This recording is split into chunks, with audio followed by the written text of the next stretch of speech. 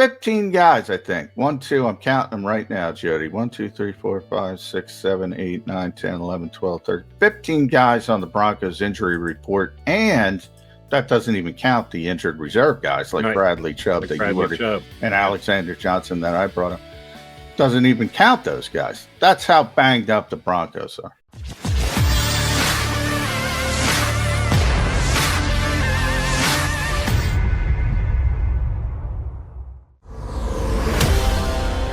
YouTube channel, we would be Jody McDonald and John McMullen, your Mac and Mac hosts. Johnny Mac getting set to take it on the road again. John, are you looking forward to flying out to the Mile High City? Big sigh. You got me sighing really early, 22 seconds in. That might be a record. Sorry about that. Come on, you're a road warrior. I know you love this stuff. 4-hour flight, Jody. Got to stop in Chicago on the way home. Yeah. It is what it is. And you go on the road all the time with the Eagles. I do not. I sit here in my basement and get ready to do Birds 365. But I did take a 3.5-hour ride back from the Florida Keys. That's a little extra. You got to add those extra miles on going down there. I spent some quality time in a plane these last 10 days. It's not fun, is it? It's not fun. Especially when you got to wear that mask all day in the airport. All day at the airport. You never take it off. And I usually can sleep on a plane, put my head back, boom, see you later. Bye. I didn't sleep well either way. I don't know why. I have went to Ireland back in my 30s. And I checked out about 15 minutes into the flight, and they had to wake me up to get off the plane. Boom. I was out the entire time. One of the greatest sleeps I've ever got. I didn't get that this week. I hope you get some rest on the way out to Denver, because you're going to be primed and ready to cover the Eagles and the Broncos. And for those of you who missed it yesterday, we had a buddy of mine, Brandon Fristal, good guy, good reporter for the Broncos. He does it for KOA Radio out there in Denver. And he gave me just enough for me to sink my teeth into a possible Eagles upset. He acknowledged what John said here on the show yesterday. Could this be a sandwich game?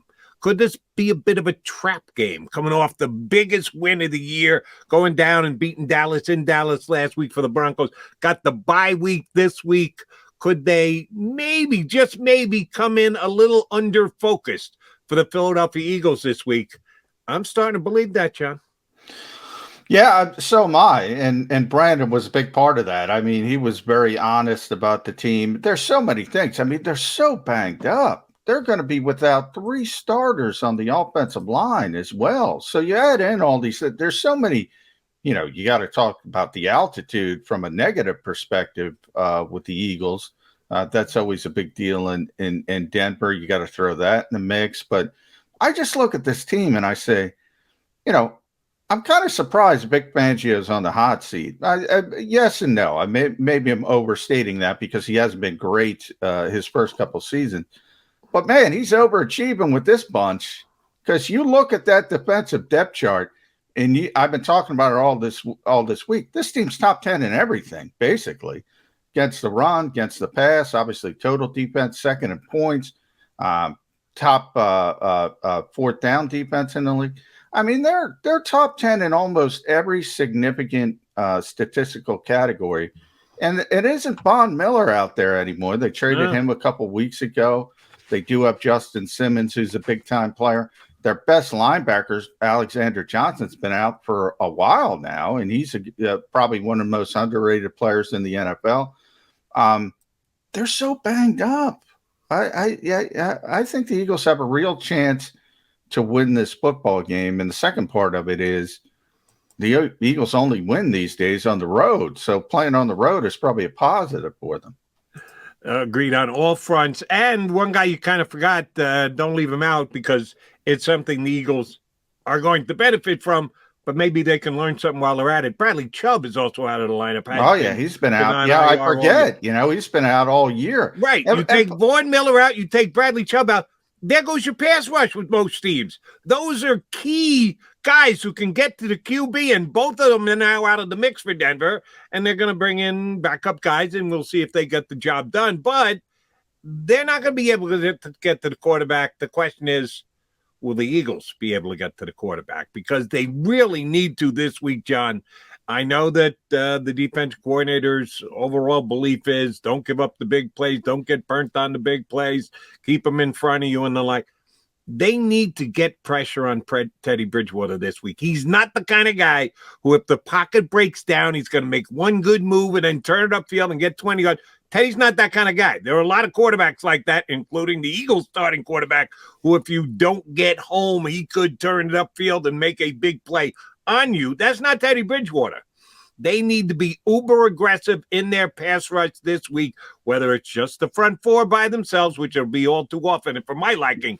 But if they bring the blitz, they need to get their hands on Teddy Bridgewater, because if not, he's going to pick them apart. He is one of the more accurate short passing quarterbacks in the league, and that's what the Eagles seem to give up on a week-in, week-out basis. Yeah, this is a week where not only is Teddy not, a big movement-based guy, as far as going to gouge you, he can do some things and convert a first down here and there, but he's not Jalen Hurts. He's not Lamar Jackson when it comes to running the football. And boy, what a great game plan. I just want to put that in by Brian Flores last night, but I'll talk about that and at some point I got to get that in, but he's not that type. And he's also not the type who's going to take big shots down the field. So, I mean, he is. So in theory, he should be one of the more perfect quarterbacks for the Eagles to play, because you don't have to worry about the explosive plays, which evidently leave Jonathan Gannon. You talk about sleeping on a plane. He can't sleep at night thinking about giving up explosive plays. So he doesn't have to worry about that for the most part. Which in theory means you should be able to jump those first reads and force the quarterback to a second and third reads. And that means that the pass rush should have an opportunity to get home. So no excuses this week for this build-up Eagles defense. They should be able to do some things. Now, the one thing you point up, though, Teddy Bridgewater is very accurate in those intermediate range. He comes in at 70%. So, the default setting for the typical quarterback is 64, 66, somewhere in that range, and they complete 80 to 90% against the Eagles. So he comes in at 70 against everybody else. What does that mean? Can we get a 95% game if everything goes wrong for the Eagles?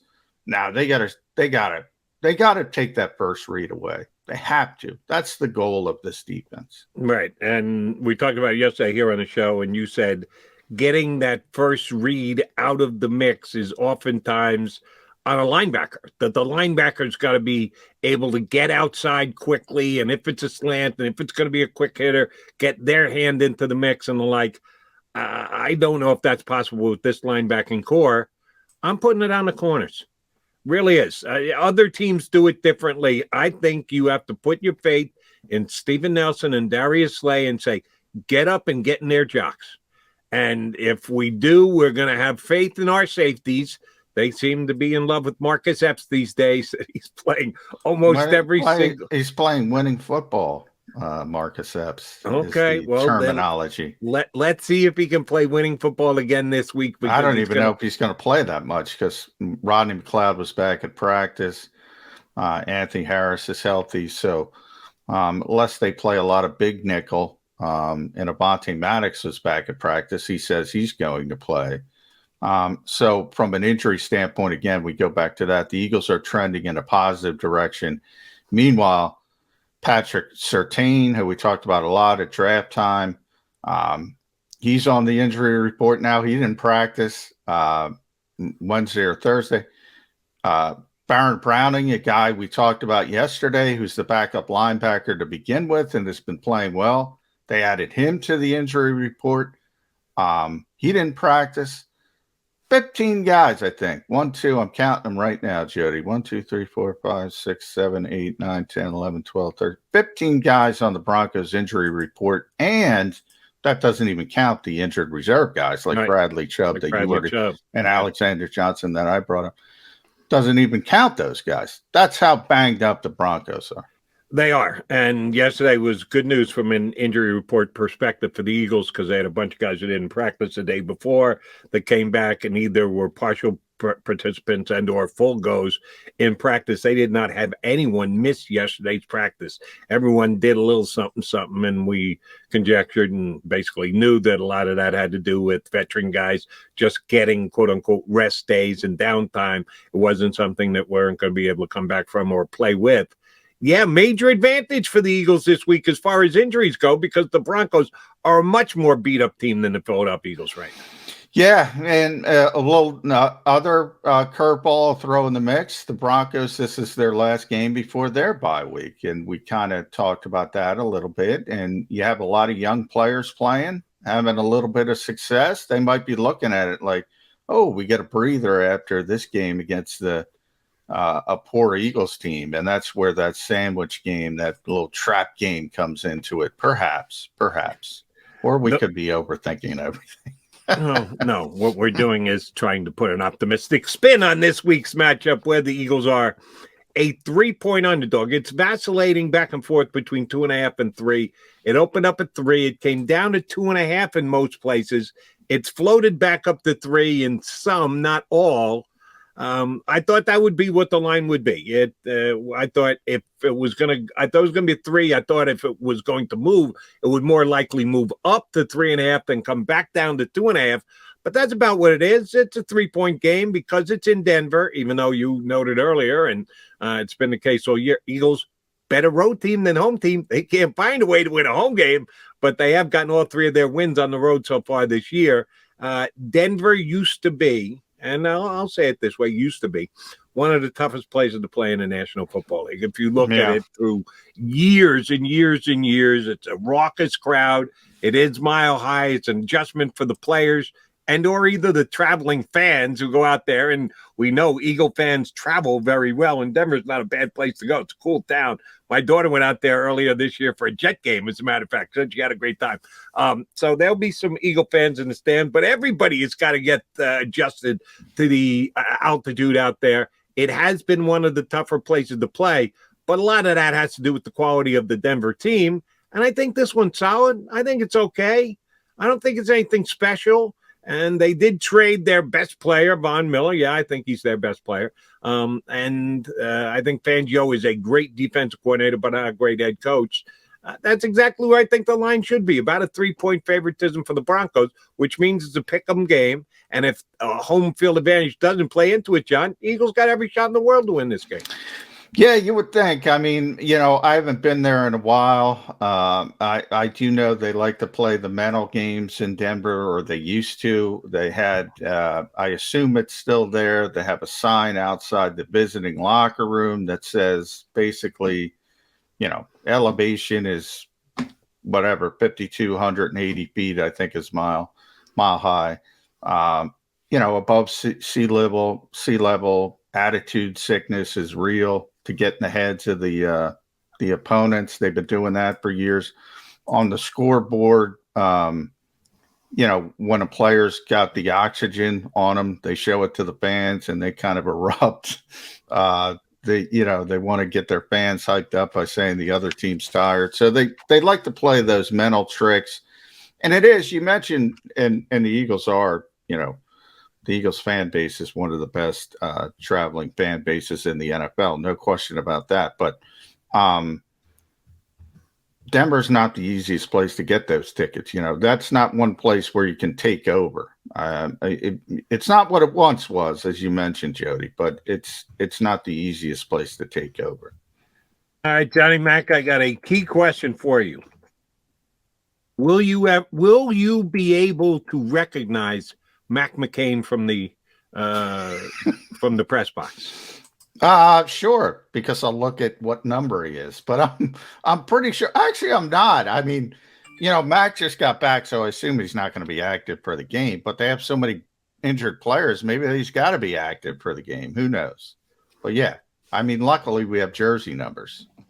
Do you believe that was one of those, let's see how much information we can get out of them pickups? This has been an ongoing thing in the National Football League forever.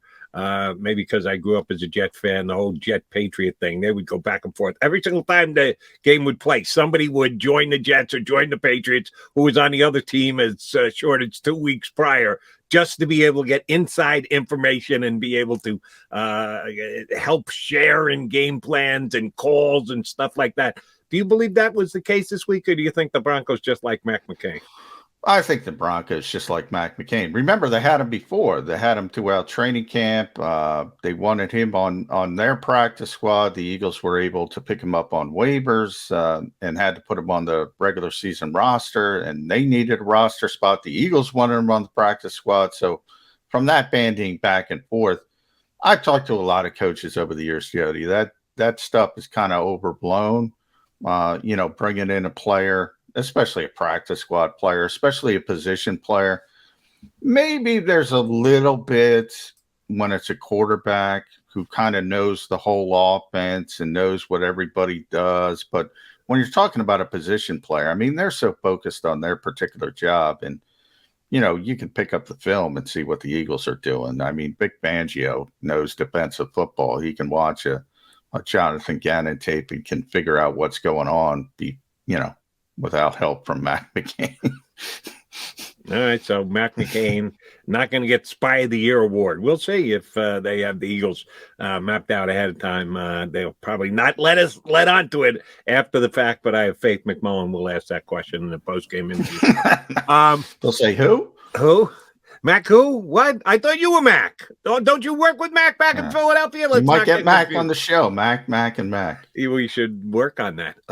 Last thing, we got our boy Ed Game Day Kratz joining us shortly here on Birds 365. Good news from the Eagle injury report is you ran down most of the guys who missed on Wednesday were back yesterday, either partial practice or full go. Much better news on the Eagles injury front than the Bronco injury front. But there is one kind of miscommunication issue. Miles Sanders yesterday on social media put out that he was back, that he was looking forward to returning to the Philadelphia Eagles, but then the Eagles made no such roster moves and or any announcements, or there wasn't any specific information on the return of Miles Sanders. Is there an issue here between Sanders and Eagles? Sometimes you got to play roster games, and they had just elevated Jordan Howard to the active roster and the like.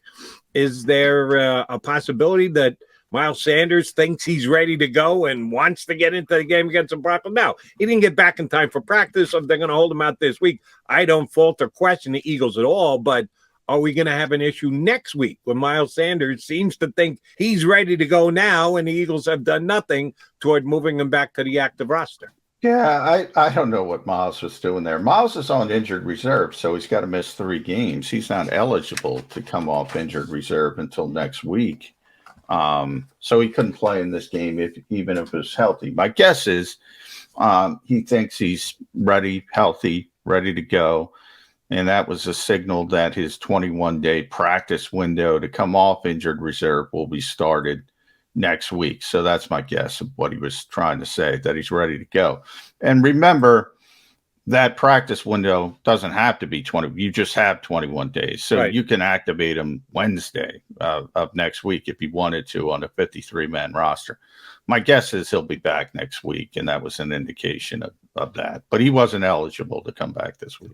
So Miles jumping the gun a little bit because he's excited because he thinks he's good to go. It'll be interesting to see the way it shakes out. Speculation at this point doesn't really do us any good because we got to see what the 2 guys do in the backfield. I should say the 3 guys do in the backfield this week, but they may have some tough decision making ahead of them. I have to hope that's the case, Eagle fan, because if that is part of why the Eagles win this week, because they run the ball effectively. And it's one of those problems you don't mind having. It takes a little work, but it could be because the Eagles are coming off their 3rd straight consecutive game of running the ball effectively. All right, he's John McMullen. I'm Jody McDonald. You're Mac and Mac, Birds 365, guys. Let's add a 3rd follically challenged individual. Our buddy Ed Kratz, who hops on a lot of Fridays for us. We call him Game Day Kratz. will hop aboard next and get his take on the Broncos and Eagles on Sunday here on Birds 365.